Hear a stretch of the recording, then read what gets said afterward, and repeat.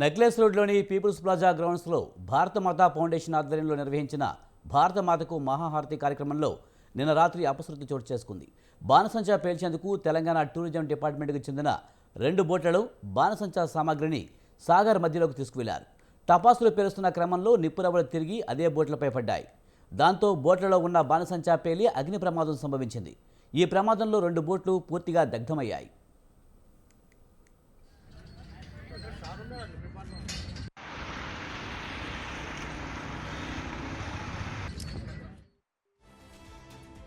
నగరానికి చెందిన అజయ్ తన స్నేహితులతో కలిసి హుస్సేన్ సాగర్కు వచ్చాడు. అయితే బోట్స్లో అజయ్ ఉన్నట్లు స్నేహితులు చెబుతున్నారు. బోట్లో అగ్ని ప్రమాదం జరిగిన వెంటనే అందులో ఉన్నవారు అందరూ నీటిలోకి దూకారు. అదే సమయంలో అజయ్తో పాటు అతని స్నేహితులు ఉన్నారు. వారు సురక్షితంగా బయటపడ్డారు. అయితే అజయ్ ఆచూకీ మాత్రం లభించలేదు. దీంతో అతని కుటుంబ సభ్యులు ఆందోళన వ్యక్తం చేస్తున్నారు. అజయ్ ఎక్కడా ఏ ఆసుపత్రిలో జాయిన్ కాలేదని, ఇదే విషయాన్ని పోలీసులు కూడా స్పష్టం చేశారు. దీంతో అజయ్ ఏమయ్యాడనే ఆందోళన కుటుంబ సభ్యుల్లో నెలకొంది. దీనిపై పోలీసులు దర్యాప్తు చేస్తున్నారు. అజయ్ అదృశ్యమయ్యాడనే సమాచారంతో ఘటనాస్థలికి చేరుకున్న కుటుంబ సభ్యులు హుస్సేన్ సాగర్లో గాలించి ఆచూకీ తెలపాలని డిమాండ్ చేశారు. మా బాబు రాత్రి 7:30కి ఇంటి నుంచి వెళ్ళిండు. చెప్పలే ఇటు వస్తున్నాను కూడా చెప్పలే. తర్వాత 8:30కి వాళ్ళ మమ్మీ ఫోన్ చేస్తే ఇక్కడ ట్యాంక్ బండ్ దగ్గర ఉన్నా అని చెప్పిండు. సరే తప్పును వచ్చేసాయని చెప్పింది వాళ్ళ అమ్మ. ఇంకా తర్వాత ఫోన్ చేస్తే ఫోను స్విచ్ ఆఫ్ వచ్చేసింది. ఏమైందని అర్థం కాదు. ఆమె ఫోన్ చేస్తాను, నేను ఇంట్లో వండుకొని రాత్రి 2:30కి అట్లా ఫోన్ చేసింది. మళ్ళీ నాకు చెప్తుంది ఇంకా ఫోన్ స్విచ్ ఆఫ్ వస్తుంది రాలేదని అంటే వాళ్ళ ఫ్రెండ్ వాళ్ళకి ఫోన్ చేసిండు. వాళ్ళ నుంచి వాళ్ళ ఇట్లా ఫోన్ నెంబర్ నుంచి చూసినాము. చూస్తే ఇక్కడ ఫైర్ యాక్సిడెంట్ అయిందని చెప్పారు. అంటే పడవలేదు. అయితే రాత్రి 2:30కి వచ్చినాము. వచ్చి చూస్తే పోలీస్ స్టేషన్ పోయినాము. వాళ్ళు ఏమన్నారంటే హాస్పిటల్ నుంచి మాకు లిస్ట్ పేరు లేదు వాళ్ళది, ఇక్కడ చూసాము ఇంకా దొరకలేదు, మళ్ళీ పొద్దుగాలు చూస్తామని చెప్పారు. ఇంతవరకు దొరకలేదు. వాళ్ళ ఫ్రెండ్స్ ఇద్దరు ఉన్నమాట ఎంబడి వాళ్ళు చెప్పారు. 7 గంటలకు వెళ్ళిండు. ఫస్ట్ నాకేం చెప్పలేదండి. ఏడిపోతున్నా అని ఏం చెప్పలేడు. అయితే బండి కావాలని అంటే మేము ఈసీఎల్ ఉంటే బండి కావాలి, నేను బయటికి పోయేది ఉందని అంటే మేము డబ్బును వచ్చినాం ఇద్దరం కలిసి. రాగానే వెళ్ళిండు అంతే. 8:30కేమో నేను ఫోన్ చేస్తే ట్యాంక్ బండ్ కాడున్నా వస్తా లేట్ అవుతుందని అన్నాడు. లేట్ అవుతుంది అంటే 10:30కు ఫోన్ చేసిన స్విచ్ ఆఫే వచ్చింది. 10:30, 11 గంటలకు, 1 గంటకు, 2:30కు తెలిసింది నాకు. వాళ్ళ ఫ్రెండ్స్లో ఒక ఆయన ఫోన్ చేసిండు, ఇట్లా బోట్లో పోయారట, పేలిపోయిందంట, 9కో 10కో అని అన్నారు. 9 గంటలకు, 10 గంటలకు. నాకు తెలియదు ఇక్కడికి వచ్చింది అసలే. మళ్ళా ఇట్లనే ఎంతసేపు రాత్రి 1 గంట 2 గంటల నుంచి ఉన్నాం మేము ఇక్కడ. ఇంకెంతసేపు దేవులాడిపిస్తే అసలు వచ్చిన వాళ్ళు లేరు, దేవులాడిపించిన వాళ్ళు లేరు. మరి ఎట్లా మరి మా పరిస్థితి ఏం కావాలి? ఇట్లనే కూర్చోవాలా? పిల్లగాడు మాకు ఎట్లా దొరకాలి? మేము ఎట్లా దేవులాడుకోవాలి? నెక్లెస్ రోడ్లోని పీపుల్స్ ప్లాజా గ్రౌండ్స్లో భారత మాతా ఫౌండేషన్ ఆధ్వర్యంలో నిర్వహించిన భారత మాతకు మహాహారతి కార్యక్రమంలో నిన్న రాత్రి అపశృతి చోటు చేసుకుంది. బాణసంచా పేల్చేందుకు తెలంగాణ టూరిజం డిపార్ట్మెంట్కి చెందిన 2 బోట్లలో బాణసంచా సామాగ్రిని సాగర్ మధ్యలోకి తీసుకెళ్లారు. టపాసులు పేలుస్తున్న క్రమంలో నిప్పురవ్వలు తిరిగి అదే బోట్లపై పడ్డాయి. దాంతో బోట్లలో ఉన్న బాణసంచా పేలి అగ్ని ప్రమాదం సంభవించింది. ఇక ఇదే అంశానికి సంబంధించి మరింత సమాచారాన్ని మా కరెస్పాండెంట్ విశాల్ లైవ్లో అందిస్తారు. విశాల్, నెక్లెస్ రోడ్లోని పీపుల్స్ ప్లాజాలో అగ్ని ప్రమాదం సంభవించింది. ఇందులో అజయ్ అనే వ్యక్తి కనిపించకుండా పోయాడని తెలుస్తుంది. పూర్తి సమాచారం ఏంటి?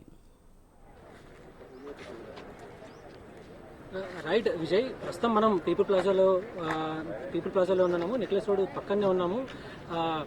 ప్రస్తుతం మనం విజువల్స్లో కూడా చూసుకోవచ్చు. నిన్న రాత్రి 8 నుంచి 9 గంటల సమయంలో ఇక్కడ బోట్లో ఫైర్ యాక్సిడెంట్ జరిగింది. ప్రతి ఏడాది భరతమాత ఫౌండేషన్ ఇక్కడ భరతమాతకు మహాహారతి అనే కార్యక్రమం నిర్వహిస్తుంది. ఈ ఏడాది కూడా నిన్న భరతమాతకు మహాహారతి కార్యక్రమం నిర్వహించింది. ఇందులో ముఖ్య అతిథులుగా కేంద్ర మంత్రి కిషన్ రెడ్డి, రాష్ట్ర గవర్నర్ జిష్ణుదేవ్ వర్మ కూడా పాల్గొన్నారు. ఇక హారతి ఇస్తున్న సమయంలో బోట్ల ద్వారా పటాకులను పేల్చాలని, ఇక్కడ వచ్చిన సందర్శకులను కొంత అలరింపజేయాలని కూడా పటాకులు పేల్చాలని నిర్ణయం తీసుకున్నారు. ఇక పటాకులను పేలుస్తున్న సమయంలో అప్పటికే ఉన్న స్టాక్ మీద ఆ నిప్పు రవ్వలు ఆ నిల్వ చేసిన టపాకుల మీద పడడంతో పెద్ద ఎత్తున మంటలు చెలరేగి ఆ బోట్ అంతా కూడా వ్యాపించాయి. ప్రస్తుతం మనం విజువల్స్ లో చూస్తున్న 2 జెట్టీలు అంటారు, జెట్టీలు అంటారు వాటిని. ఆ 2 బోట్లు కూడా పూర్తిగా కాలిపోయాయి. ఇక ఆ ప్రమాదం జరిగిన సమయంలో దాదాపు 10 మంది వరకు కూడా అందులో ఉన్నారని సమాచారం అందింది. ఇక కొంతమంది ఈత వచ్చిన వాళ్ళు మాత్రం ఇక ఈదుకుంటూ ఇక్కడ పీపుల్ ప్లాజా వైపు రావడం, కొంతమంది అక్కడే ఉండిపోయారని కూడా సమాచారం అందుతుంది. ఇక తూర్పు గోదావరి జిల్లాకు చెందిన గణపతి జరిగిన అగ్ని ప్రమాదంలో దాదాపు 80% అతని గాయాలు కావడంతో ప్రస్తుతం ఆయన పరిస్థితి విషమంగా ఉంది. యశోద హాస్పిటల్లో ట్రీట్మెంట్ తీసుకుంటున్నాడు. ఇక మరో ముగ్గురికి కొంత నిప్పురవ్వలు కళ్ళలో పడినట్టు కూడా తెలుస్తుంది. వాళ్ళకి సరోజినీ దేవి కంటి హాస్పిటల్లో ట్రీట్మెంట్ జరుగుతుంది. ఇక నిన్న జరుగుతున్న ఈ కార్యక్రమాన్ని చూడడానికి ఇద్దరు ఫ్రెండ్స్ తోటి సహా అజయ్ అనే వ్యక్తి ప్రస్తుతం మనం మిస్సింగ్ అయినట్టు చెప్పుకుంటున్న అజయ్ అనే వ్యక్తి ఇద్దరు ఫ్రెండ్స్ తోటి సహా ఇక్కడికి వచ్చాడు. అజయ్కి 21 సంవత్సరాలు ఉంటాయి, బీటెక్ చేస్తున్నాడు అజయ్. ఇక ప్రమాదం జరిగిన సమయంలో అజయ్ ఖచ్చితంగా బోట్లో ఉన్నాడని కూడా వాళ్ళ ఫ్రెండ్స్ చెప్తున్న వివరాల ప్రకారం మనకు తెలుస్తుంది. ఫ్రెండ్స్ బయటికి సేఫ్ గానే వచ్చినప్పటికీ అజయ్ మాత్రం అక్కడే ఉండిపోయినట్టు కూడా ప్రస్తుతం మనకి ఈ పరిస్థితుల ద్వారా అర్థమవుతుంది. ఇక ఈ రోజు ఉదయం 3 గంటలకి తన కొడుకు కనిపించట్లేదని సమాచారాన్ని ఫ్రెండ్స్ ద్వారా తెలుసుకున్నారు కుటుంబ సభ్యులు. అప్పటి నుంచి కూడా 3 గంటల నుంచి కూడా తల్లిదండ్రులు అదేవిధంగా కుటుంబ సభ్యులందరూ కూడా ఆందోళన చెందుతూ అటు లేక్ వ్యూ పోలీస్ స్టేషన్ కి అదేవిధంగా ఇక్కడ ప్రస్తుతం పీపుల్ ప్లాజా దగ్గరనే వారు ఆవేదన వ్యక్తం చేస్తున్నారు. తమ కొడుకుని తమకు ఎట్లాగైనా అప్పగించాలి అని కూడా వాళ్ళు ఆవేదన వ్యక్తం చేస్తున్నారు. ఇక ఆ ఇద్దరు ఫ్రెండ్స్ ని కూడా ప్రస్తుతం లేక్ వ్యూ పోలీస్ స్టేషన్ లో పోలీస్ అధికారులు వాళ్ళ నుంచి వివరాలను తెలుసుకుంటున్నారు. అంటే ఏం జరిగింది, ఎట్లా ఆ టైంలో ఎలా జరిగిందనే వివరాలను కూడా సేకరిస్తున్నారు. ఇక ముఖ్యంగా ఈ ఘటనలో ఒకటి హుస్సేన్ సాగర్ లో పటాకులు పేయించడానికి తప్పనిసరిగా ఇలాంటి కార్యక్రమం జరుగుతున్నప్పుడు ఫైర్ ఎన్ఓసి అనేది నో అబ్జెక్షన్ సర్టిఫికేట్ అనేది ఉండాలి. అయితే ఫైర్ ఎన్ఓసి లేదని కూడా మనకి తెలుస్తుంది. ఇక హుస్సేన్ సాగర్ లో బోట్ల నుంచి వెళ్లే ప్రతి ఒక్కరికి కూడా అంటే బుద్ధుడి విగ్రహం సందర్శనకు వెళ్లే వారికి కూడా లైఫ్ జాకెట్ ఇచ్చే తీసుకెళ్తారు. ఇంకా ఎలాంటి కార్యక్రమాలు ఈ లోపల చేయాల్సినప్పుడు తప్పనిసరిగా లైఫ్ జాకెట్ ఇచ్చే వాళ్ళని తీసుకెళ్తుంటారు. కానీ నిన్న ఆ ప్రమాదం జరిగిన సమయంలో లైఫ్ జాకెట్లు లేవని కూడా ప్రస్తుతం తెలుస్తుంది. అందులో ఉన్న వారికి కొంతమందికి లైఫ్ జాకెట్లు లేవని తెలుస్తుంది. ఇక ఈ ఘటనకు సంబంధించి అంటే భరతమాత ఫౌండేషన్ ఈ కార్యక్రమాన్ని నిర్వహించింది. అయితే ఇప్పటి వరకు అంటే కార్యక్రమం నిర్వహించిన వాళ్ళు కానీ అదేవిధంగా రాజకీయ నాయకులు ఎవరు కూడా ఆ కుటుంబాన్ని పరామర్శించడానికి కానీ అదేవిధంగా పోలీసులకి ఈ ఘటన సీరియస్గా తీసుకోవాలనే ఆదేశాలు కూడా ఇవ్వలేదు. ఇక గతంలో కూడా కొన్ని ఫైర్ యాక్సిడెంట్లు జరుగుతున్నాయి. అయినప్పటికీ కొంత నిర్వాహకులు అదేవిధంగా ప్రభుత్వం సంబంధించి కొంత నిర్లక్ష్యం మనకి ప్రతి సంఘటనలో కనిపిస్తుంది.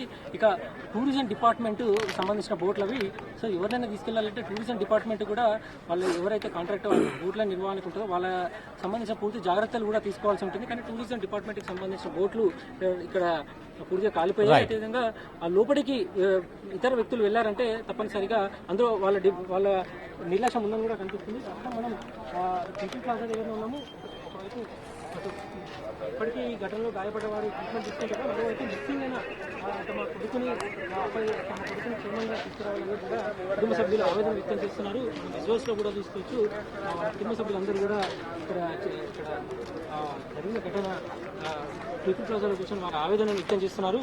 ముఖ్యంగా భరతమాత ఫౌండేషన్ ఈ కార్యక్రమం నిర్వహించింది. అదే రాజకీయ నాయకులందరూ కూడా పెద్ద ఎత్తున పాల్గొన్నారు. కానీ ఇప్పుడు ఈ ఘటన జరిగిన తర్వాత ఎవరు కూడా వచ్చి తమకు భరోసా ఇవ్వట్లేదని కూడా కుటుంబ సభ్యులు తెలుపుతున్నారు. Vijay, right, thank you Vishal.